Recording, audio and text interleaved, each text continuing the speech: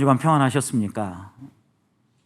위드 코로나 선언하고 한 주간 지냈는데 조금 더 나아진 것이 느껴지십니까?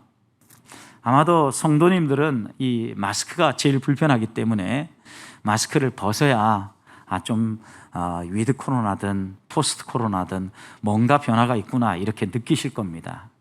그렇지만 소상공인들처럼 여러 가지 사업을 하고 또 사람들을 만나는 곳에서는 방역 조치가 조금 완화되었다는 것 느껴질 수 있으실 겁니다. 그래서인지 사람들이 좀 더 왕래도 하고 또 가을 단풍이 절정기에 이르렀다고 하지 않습니까? 그래서 사람들이 여러 곳을 다니는지 지난 한 주간 동안 코로나19 확진자 수는 배가 되었죠. 배가 좀 더 늘어났습니다. 그렇지만 우리가 이렇게 백신을 맞고 위드 코로나로 넘어갈 수 있는 가장 중요한 이유는요, 우리의 생명을 위협하는 강력한 바이러스는 어느 정도 통제할 수 있겠다라고 확신이 들기 때문이죠. 우리가 감염되어져도 감기처럼 조금 앓다가 다시 회복되도록 백신을 맞은 거 아니겠습니까? 그래서 우리들도 이제 하나님께서 우리의 신앙도 회복시켜 주시고 다시 일어서서 주와 함께 걸어갈 수 있도록 주저앉아 있었던 자리에서 좀 일어나셨으면 좋겠습니다.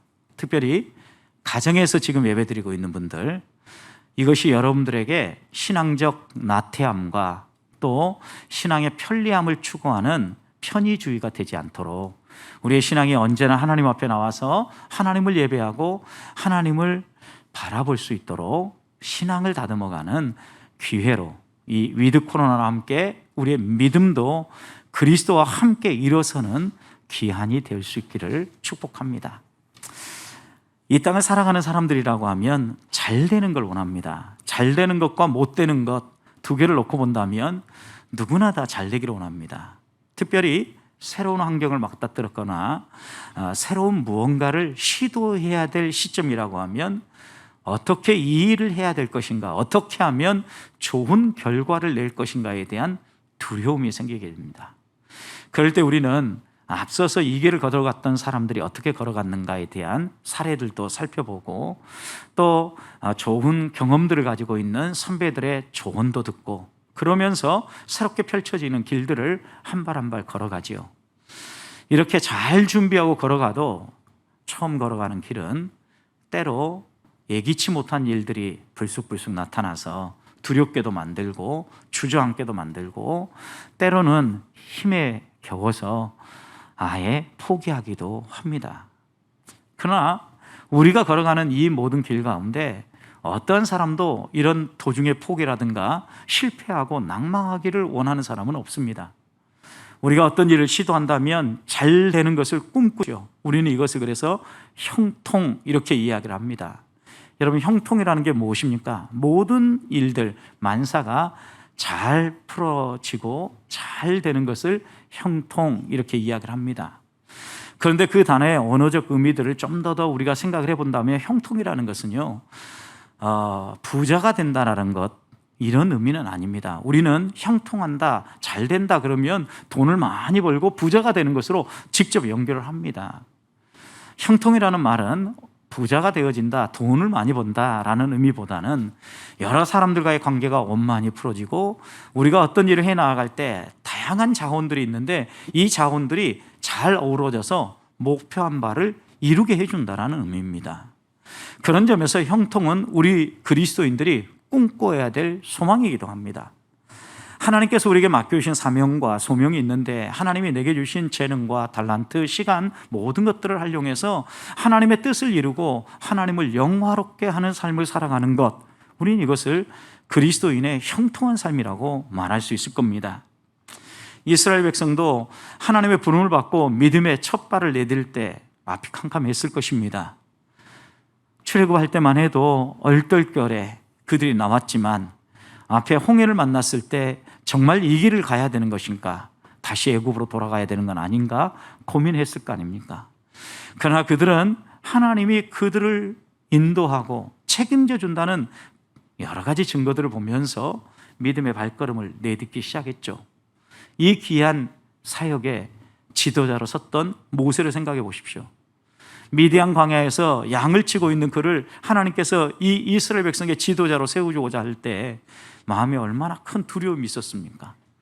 도저히 자신의 생각으로는 이 일을 할 수 없다라고 생각했고, 누구보다도 바로에 대해서 잘 알고 있었기 때문에 그 자리에 나아갈 수 없다고 그랬죠. 그때 하나님은 모세가 가지고 있는 가장 가까이에 있는 것들을 통하여 하나님이 어떤 분인가를 보여주셨죠. 지팡이를 통하여서, 그의 손을 통하여서 하나님이 이 모든 것들을 주관하고 천지를 창조하신 능력의 하나님이라는 것을 모세에게 확신시켜 주신 거죠. 결국 모세는 이 하나님을 붙잡고 바로 앞에 나아갈 수 있었고, 이스라엘 백성을 가나안 땅으로 인도할 수 있었던 겁니다. 우리의 형통한 삶은요, 하나님을 누구로 이해하느냐, 하나님에 대한 바른 이해로부터 시작한다는 것을 깨닫게 되죠. 모세만이 아닙니다. 모세의 뒤를 이어서 가나안 정복을 이끌었던 여호수아도 여러분 생각해 보십시오. 정말 위대한 지도자 모세가 떠나고 난 후에 여호수아는 너무나 두려웠습니다. 어떻게 이 일을 감당해야지. 정말 말도 많고 원망도 많고 불평도 많았던 이 이스라엘 백성을 앞장서 이끌었던 스승 모세를 보니까 나는 그렇게 할 수 없겠는데 어떻게 이들을 인도해 갈까? 앞이 캄캄했습니다. 그때 하나님께서 여호수아에게 주신 말씀이 무엇입니까? 두려워하지 말아라. 담대해라. 왜 그렇습니까, 여러분? 내가 너와 함께 하면서 너가 하는 일 모두가 형통하게 해주리라고 그랬어요. 함께 하면서 형통하게 풀어주겠다. 그러면서 여호수아에게 네가 이런 형통한 삶을 살 수 있는 세 가지 조건 꼭 지켜라. 여호수아 1장 8절이죠. 그 세 가지가 무엇입니까? 여호와의 율법 말씀을 항상 내 입에 두라 그랬어요. 여러분, 가까이 두는 정도가 아니라 입에 두라래요. 입에 둔다는 의미가 무엇입니까? 항상 되뇌이고 곱씹고 또 말하라는 거죠. 언제나 하나님의 말씀이 너의 삶에서 떠나지 않도록 가까이 해라. 이게 첫 번째 당부였고요. 그 하나님의 말씀 두 번째는요, 계속해서 묵상하라는 거예요. 이 말씀의 의미가 무엇인지, 이 말씀을 따라서 내가 살아가는 이 세상에 어떻게 행동해야 될 것인지 그 말씀을 계속해서 되뇌이라는 거죠. 어느 정도로 묵상하라고 그랬냐면 주야로 묵상해라. 쉼없이 언제나. 그 다음에 당부하신 것은요, 그 안에 기록된 말씀대로 살아라. 순종해라죠. 여러분, 그런데 어떻게 순종하라고 얘기합니까? 내가 원하는 것, 내가 받기에 좋은 것만 받아서 순종하는 게 아니라 다 순종하라. 다. 내 마음에 불편한 것까지도. 적어도 이 세 가지를 하면 너가 이 세 가지를 지키면서 자로나 우로나 치우치지 않으면 어디로 가든지 무엇을 하든지 함께 할 것이며 너의 삶은 형통할 것이다. 너가 가지고 있는 자원뿐만 아니라 주변에 있는 모든 것까지 너와 협력을 해서 목표한 바가 이루어지도록 도와주겠다라고 하나님은 분명히 약속해 주신 겁니다. 사랑하는 성도님, 지난 한 주간 동안 이런 형통한 삶 사셨습니까? 내가 예상도 안 했는데 옆에 있는 사람들이 함께 도와주고 여러분이 가진 자원들이 한정되어 있는데 여러분의 자원만이 아니라 다른 자원들까지 협력을 해가지고 목표한 바를 이룰 수 있도록 하나님이 이끌어주시는 손길들이 느껴지느냐는 거예요. 형통한 삶을 살지 못한다면 왜 우리는 이런 형통한 삶을 못 삽니까? 아니, 아예 여러분은 형통한 삶과 관심이 없으십니까? 그냥 그럭저럭 살다가 하나님 부르면 가면 되지. 이런 삶입니까, 여러분? 이 땅에 와서 이왕의 삶을 산다면 그럭저럭한 삶을 사시겠습니까? 아니면 하나님의 뜻을 깨닫고 하나님과 동행하면서 하나님이 이루시는 손길들, 형통한 삶을 사시겠습니까?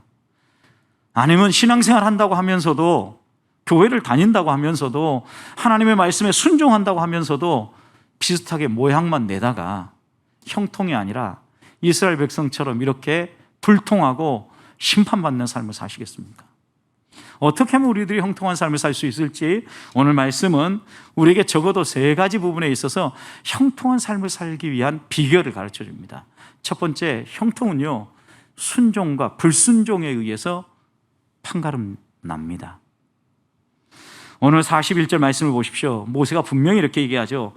너희가 어찌하여 이제 여호와의 명령을 범하느냐? 이 일이 형통하지 못하리라. 분명히 얘기하죠. 하나님의 말씀을 거역하고 하나님의 말씀과 상관없이 살면 반드시 어때요? 형통할 수 없어요. 그래서 형통은요, 순종과 불순종에 의해서 결정되어져요. 하나님이 명령하신 것에 대해서 순종하지 않으면 형통할 수 없다는 말씀을 성경 곳곳에서 반복적으로 이야기를 합니다. 하나님이 말씀하실 때 아멘, 제가 조금 힘들지만 그렇게 하기 여러 가지 마음의 부담이 있지만 하나님의 말씀에 순종하겠습니다 라고 할 때 형통의 길은 열린다라는 거예요. 장애물이 없는 게 형통이 아닙니다. 장애물이 있어도 모든 것들이 함께 어우러져서 그 장애물을 통과해서 지나갈 수 있는 힘을 얻는 거예요. 하나님과 함께 걸어가는 거예요. 올라가라면 올라가고 내려가라면 내려가야 되는데 오늘 본문의 이스라엘 백성은 어떻습니까? 올라가라고 하는데 싫다고 얘기합니다. 광야로 가라고 하는데 올라갑니다. 형통할 수가 없죠, 여러분. 우리 이런 경우를 뭐라고 얘기합니까? 왜 갑자기 청개구리 같은 마음이 생겼냐고. 왜 꼭 반대로 행동하냐는 거죠. 불순종입니다. 여러분, 근데 반대로 행동하는 것만의 불순종이 아니에요. 순종한다고 모양은 되는데 뭔가 한두 가지씩 내게 불리한 것들은 빼고 행하는 것, 이것도 불순종이거든요. 25절 말씀을 보십시오. 우리가 지난주에 살폈지만 분명히 하나님은 이들에게 하나님의 말씀에 불순종하고 하나님을 신뢰하지 못할 때 그들을 이제 광야로 보내기로 작정하셨어요. 가나안 땅 올라가지 말고 광야로, 홍해길로, 이제 광야길로 나가라 분명히 얘기했죠.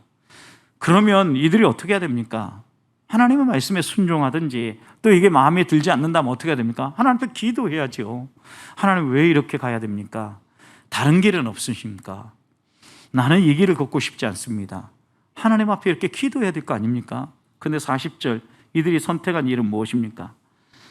이들은 40절에 보면 아침에 일찍이 일어나서 산 꼭대기로 올라갑니다. 지금 올라가란 말 안 했잖아요.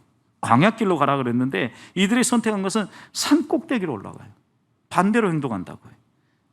자신들의 생각과 자신들의 판단으로 행동을 하고 있는 이스라엘 백성의 모습이에요.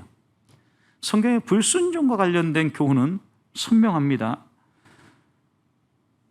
이스라엘 백성이 가나안 땅에 들어가기 전에 모세를 통하여서 마지막으로 다시 한 번 더 하나님의 말씀을 배웠던, 여러분 신명기의 말씀 생각해 보십시오. 신명기의 거의 결론과도 같은 신명기 28장의 말씀을 보면 하나님의 말씀 그대로 받아들이고 순종할 때 복이 임하고 하나님이 형통케 해주시는 은혜가 임하지만, 하나님의 말씀을 듣지 않거나 변경하거나 자기 생각대로 시행할 경우에는 반드시 벌이 임합니다. 여러분, 그런데 그 벌을 신명기 28장에서 뭐라고 얘기하냐면요, 이 세상에 온갖 질병과 온갖 재앙이 다 달라붙는다 그랬어요. 신명기 28장 21절 22절입니다. 여호와께서 내 몸에 연병이 들게 하사 내가 들어가서 차지할 땅에서 마침내 너를 멸하게 하실 것이다. 22절, 여호와께서 그 다음에 어떤 질병과 재앙을 주는지 보세요. 폐병과 열병과 염증과 학질과 한재와 풍재와 썩는 재앙,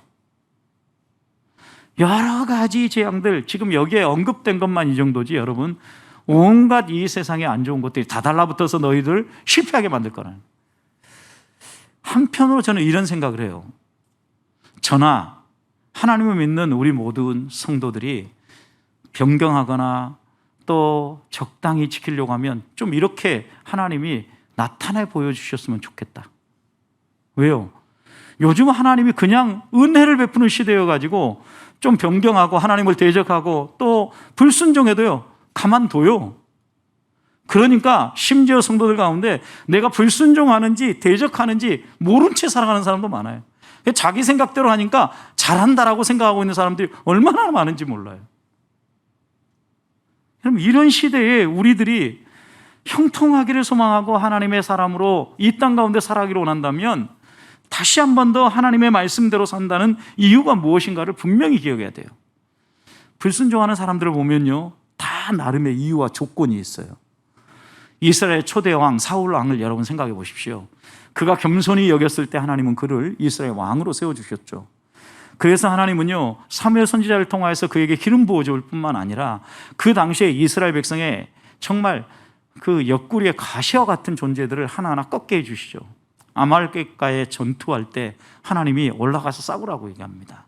그러면서 약속을 주시죠. 내가 승리케 해줄 텐데 이 전쟁은 하나님이 하는 거다. 그래서 다 진멸하라고 얘기합니다. 가축이든 사람이든 어떤 것들도 다 하나님 앞에 바치라고 얘기하는 거죠. 태워서 드리라는 거예요. 여러분, 그런데 사울은 어떤 선택을 합니까? 사무엘상 15장 9절 말씀을 보면 사울과 백성의 아각과 그의 양과 소에 가장 좋은 것 또는 기름진 것, 어린 양과 모든 좋은 것을 남기고 진멸하기를 즐겨하지 않았다 그랬어요. 진멸하라 그러는데 진멸하기를 즐겨하지 않아요. 그리고 그 다음 이렇게 얘기합니다. 가치 없고 하찮은 것은 진멸하니라. 혹시 우리들의 모습이 아닌지 생각해 봐요. 내게 필요하고 내게 도움이 되는 것은 좀 하나님 말씀이어도 우선 보여. 그런데 이거 정말 그대로 하면 좋겠다라고 생각하면 어때요? 당장 진멸해버리는 거죠. 여러분, 이렇게 했을 때 하나님은요, 사무엘 선지자를 통하여서 사울을 깨우쳐요. 지금 이 울음소리는 무슨 소리입니까? 라고 얘기하니까 여러분, 그때 사울이 사무엘상 15장 15절 말씀을 보면 이렇게 얘기합니다. 사울이 이르되 그것은 무리가 아말렉 사람에게서 끌어온 것인데 백성이 당신의 하나님 여호와께 제사하려 하여 양들과 소들 중에서 가장 좋은 것을 남겨왔습니다. 여러분, 핑계대는 거죠. 백성들에게 책임을 전가합니다. 그리고 하나님을 예배하기 위해서 이렇게, 우리가 어떤 일들을 하고 나면 마지막에 이거 하나님을 위해서 좀 이렇게 하려고 하는데요, 입버릇처럼 이렇게 할 수가 있습니다. 이런 사울을 향하여서 어떻게 보면 순종하는데요, 적절하게 순종하는 거예요. 타협하면서 순종하는 거예요. 여기에 대해서 분명히 이렇게 얘기합니다. 사무엘상 15장 22절 번제와 다른 제사를 그의 목소리를 청종하는 것보다 하나님이 더 좋게 여기겠냐? 순종이 제사보다 낫고 듣는 것이 순양의 기름보다 낫다.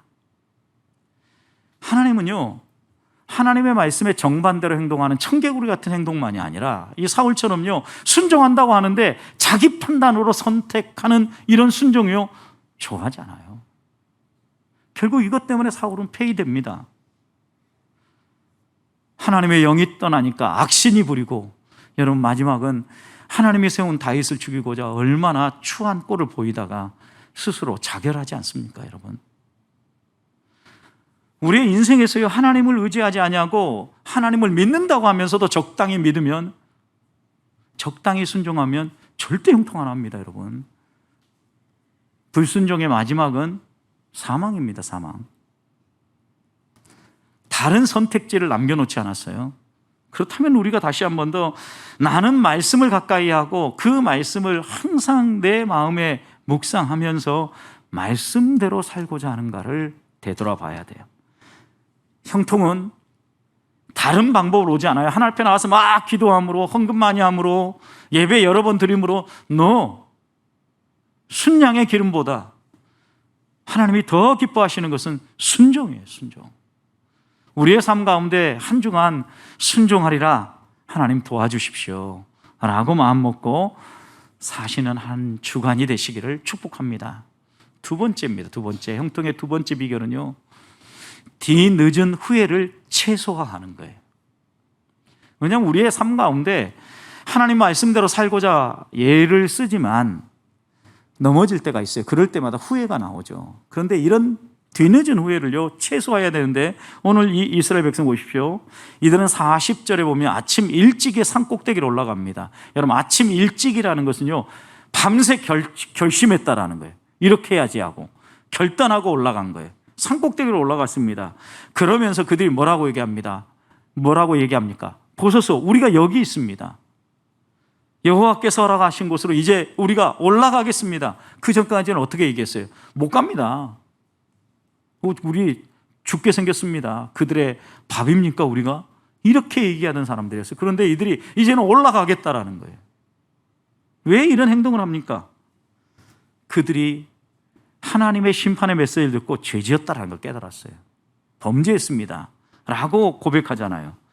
여러분, 심판의 말씀을 듣고 그들이 뉘우쳐서 39절 후반절에 보면 그들은요 크게 슬퍼하면 눈물콧물 흘렸을 거야. 아마 우리가 얘기하는 회개에 눈물을 흘렸을 거라고요.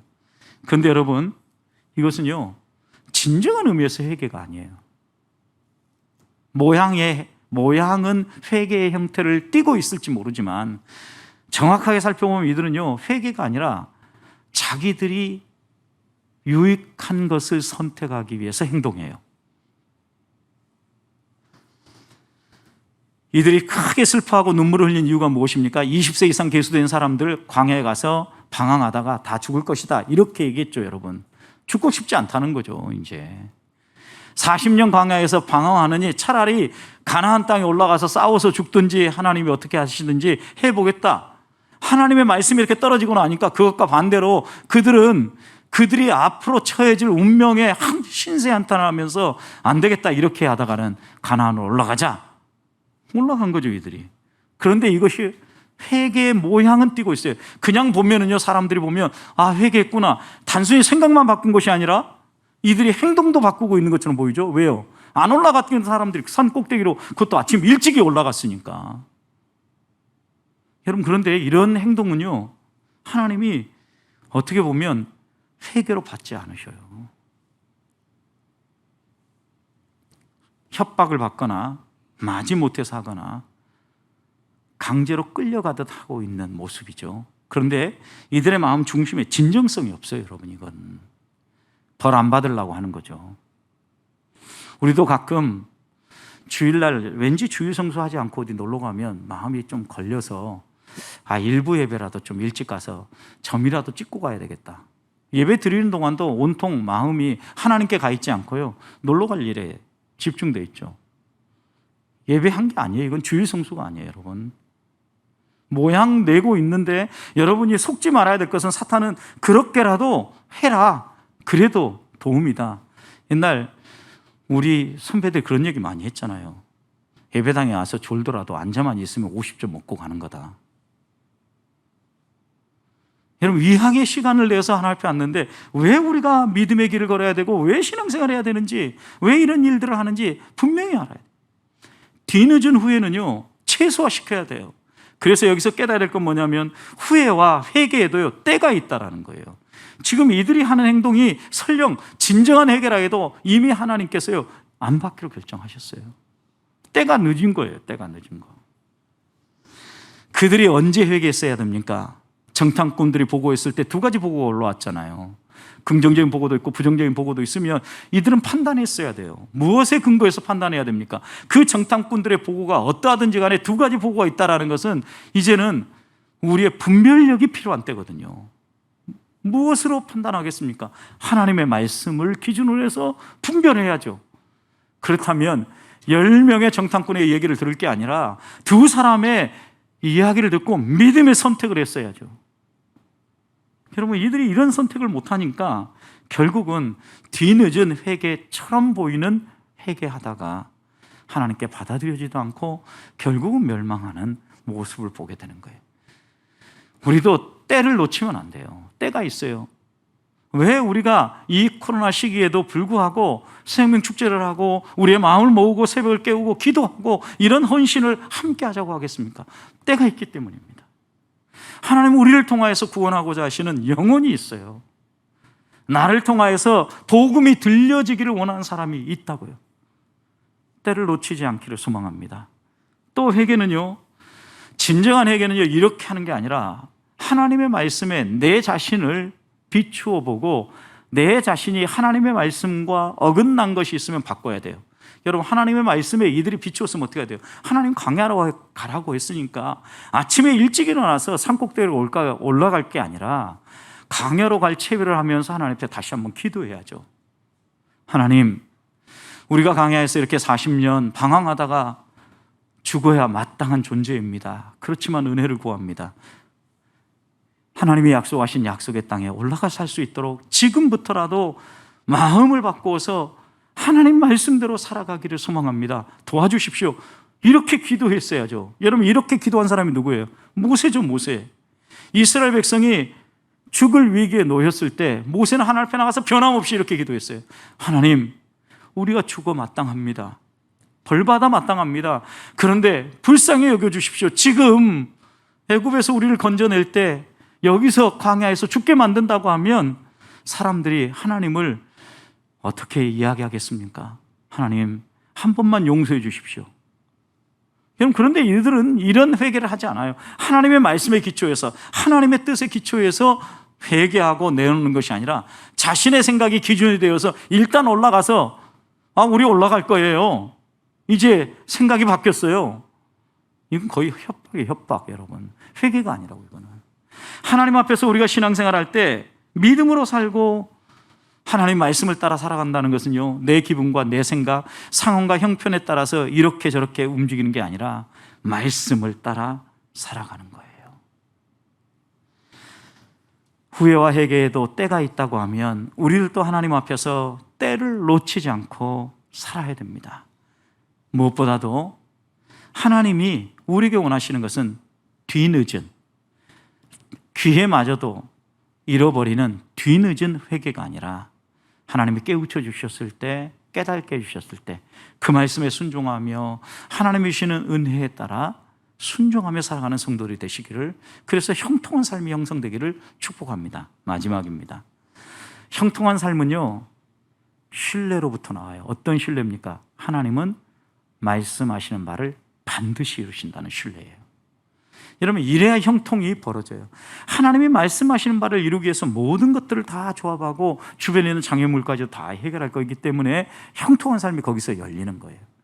그래서 우리들이 마음속에 다져야 되고 또 다져야 될 것은요, 하나님은 말씀하신 대로 이루어요. 여러분, 그래서 이들이 회개의 모양을 가지고 산꼭대에 올라가서 이제 싸우겠습니다, 가나안에 가겠습니다, 이럴 때 모세가 그들에게 뭐라고 얘기합니까? 42절, 여호와께서 너희 중에 계시지 아니하느냐. 하나님의 뜻과 상관없이 자신들이 원하는 대로, 예전에 하나님이 이렇게 얘기하셨는데, 천만의 말씀, 지금이 중요해요. 지금 가지 말라는 거예요. 여러분, 하나님의 말씀과 상관없이 행동하니까 그들은 뭐라고 얘기합니까? 너희 중에 계시지 않은 거예요. 신앙은요, 과거형이 아니에요. 현재형이에요. 과거에 내가 얼마나 했느냐, 이게 중요한 게 아니라고요. 지금 하나님 앞에서 내가 어떤 믿음의 길을 걸어가고 있느냐가 중요하다고요. 43절도 보십시오. 그 땅에 살고 있는 가나안과 아말렉 사람에게 반드시 너희 망할 거다라고 이야기하죠. 자기 고집대로 행동하면 망할 거라는 거예요. 44절도 보십시오. 그래도 그들은 산 꼭대기로 올라갑니다. 그래도 너 망한다, 하나님이 심판하신다, 칼에 망할 거다, 분명히 이야기함에도 불구하고 아랑곳하지 않아요. 한번 결정했거든요. 이게 하나님 뜻이라고 나는 믿고 그냥 돌격 앞으로 하는 거예요. 어리석은 행동입니다. 결과를 보면 분명하잖아요. 45절, 아말렉과 산간지대에 거주하는 가나안이 내려와서 그들을 무찌르고 호르마까지 이르렀더라 그랬어요. 죽고 망했다라는 거죠. 결국은 하나님 말씀대로 살지 않으면요, 절대 형통하는 길은 열리지 않습니다. 하나님 말씀대로 살지 않는 불신자들이 잘 되는 것처럼 보이는 것은요, 속고 있는 겁니다. 여러분, 우리가 그런 것들을 부러워할 게 아니라 하나님의 말씀대로 살아야 돼요. 왜냐하면 하나님 말씀대로 따라갈 때 하나님이 그 가운데 계시죠. 그런데 하나님 말씀과 상관없이 살아보십시오. 하나님 그 가운데 계시지 않아요. 오늘 본문에 분명히 얘기하잖아요. 하나님이 그 가운데 계시지 않는다라는 의미를 우리의 마음속에 생각해야 되는데, 하나님이 안 계시면요, 하나님이 동행도 안 하시는 것이고 하나님이 우리를 위해 싸우지도 않으셔요. 우리가 가진 자원과 우리의 힘으로 이 험난한 세상을 이겨가려고 생각해 보십시오. 지쳐요. 어렵습니다. 그래서 우리에게 은혜가 필요한 겁니다. 내 힘과 내 노력만이 아니라 내가 하나님의 말씀을 따라서 하나님의 뜻을 이루기 위해서 헌신할 때 하나님의 은혜가 더해지고 성령이 우리를 뒤에서 밀어주고 잡아 이끌어줄 때 삶의 좋은 열매들이 맺히는 거예요. 우리 수고에 하나님의 은혜가 더해져야 되지 않겠습니까? 무엇을 위해서 수고하겠습니까? 하나님의 뜻을 이루는 일들을 위해서 수고해야죠. 저는 한 주간 동안 우리 보배교회 성도님들이 어떠한 삶을 살든지 간에 하나님의 뜻이 무엇일까를 생각하고 뒤늦은 후회를 최소화시키기 위하여서 주신 말씀을 바로 이해하고 바른 분별력을 가지고 말씀을 따라 순종해 가기를 소망합니다. 하나님은 말씀하시는 대로 이루시는 하나님입니다. 이 하나님을 신뢰하며 한 주간 동안 주와 동행하며 승리하시기를 주님의 이름으로 축복합니다.